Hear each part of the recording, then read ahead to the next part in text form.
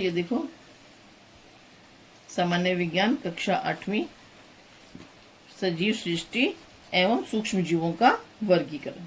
ठीक है, जैसा कि नाम से ही मालूम है कि सूक्ष्म जीव जो है, सजीव सृष्टि मतलब जो पूरा जगत है जिसमें जान होती है, जिनमें उनको हम क्या बोलते हैं, सजीव सृष्टि। सजीव जिसमें जान होती है।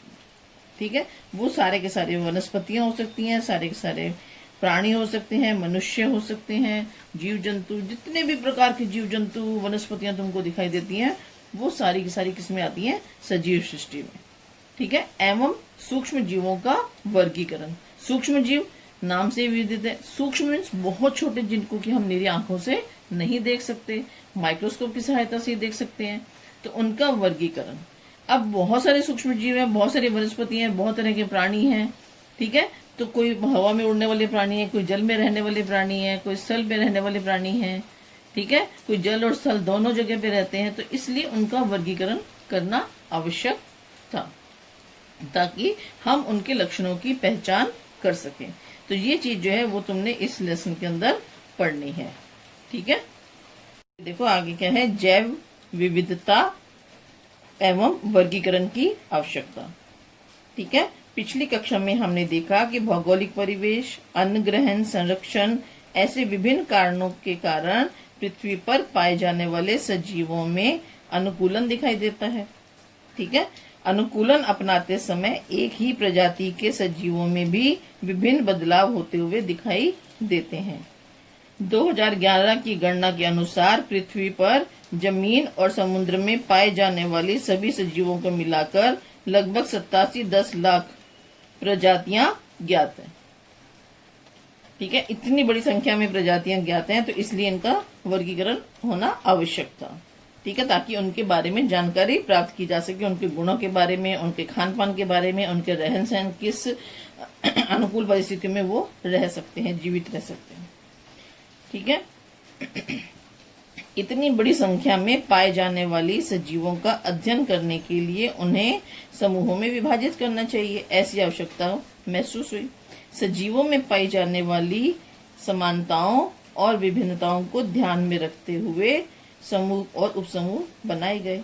ठीक है, सजीवों के समूह और उपसमूह बनाने की इस प्रक्रिया को जैविक वर्गीकरण कहते हैं। अब तुम्हारे पास में यहाँ क्वेश्चन पूछा जाता है बेटा कि जैविक वर्गीकरण किसे कहते हैं, तो तुम इसका आंसर दे सकते हो आसानी से। इसको तुम अंडरलाइन कर लेना पूरी को, जो मैंने यहाँ पे पिंक कलर से किया हुआ है। ठीक है, अब देखो, अब आता है इतिहास के पन्नों से। अब इतिहास के पन्नों से क्या है, ऐसा 1735 में कार्ल लिनियस, ये जो फोटो दिखा रही हूँ तुम्हारे को यहाँ पे, जो ये फोटो है ये किसकी, कार्ल लिनियस की। ठीक है, कार्ल लिनियस ने सजीवों को 2 जगतों में विभाजित किया, वनस्पति जगत और प्राणी जगत। सबसे पहले ये साइंटिस्ट थे जिन्होंने पूरे सजीव जगत को 2 भागों में विभक्त किया था। कौन कौन से में किया था, किस किस में किया था, वनस्पति जगत में और प्राणी जगत में। ठीक है, अभी कार्ल लिनियस के बाद में आए कौन से साइंटिस्ट थे ये, रॉबर्ट हार्डिंग व्हिटेकर। इनको व्हिटेकर भी बोलते हैं। व्हिटेकर ने क्या था, 1920 से लेकर 1980 तक काम किया। में अमेरिकन परिस्थितिकी विज्ञान इकोलॉजिस्ट, ये जो साइंटिस्ट थे इनके क्या थे, इकोलॉजिस्ट थे। ठीक है, इन्होंने 1969 में सजीवों को 5 समूहों में विभक्त किया। ये व्हिटेकर की फोटो है बेटा, ये फोटो जो है व्हिटेकर की है, साइंटिस्ट रॉबर्ट व्हिटेकर। इन्होंने पूरे सजीव जगत को कितने समूहों में बांटा, 5 समूहों में। ठीक है, वर्गीकरण के लिए व्हिटेकर ने आगे दिए गए मापदंडों का विचार में लिया।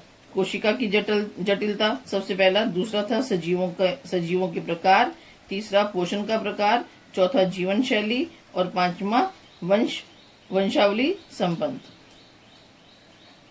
अब ये देखो, साइंटिस्ट व्हिटेकर के द्वारा जो वर्गीकरण था सजीव जगत, इसको 2 भागों में बांटा, आदि केंद्रिकी और दृश्य केंद्रिकी।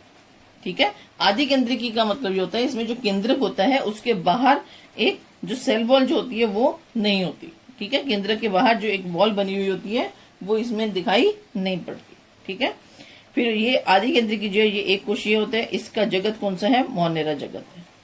ठीक है। दृश्य केंद्र की जो है उसको दो भागों में बांटा है, एक कोशिकीय और बहुकोशिकीय। एक कोशिकीय में कौन सा जगत आता है? प्रोटिस्टा आता है। और बहुकोशिकीय के अंदर आगे तीन भागों में विभक्त है, कवक, वनस्पति और प्राणी। ठीक है। अब इनका आगे हम इसके बारे में जानकारी हासिल लेंगे।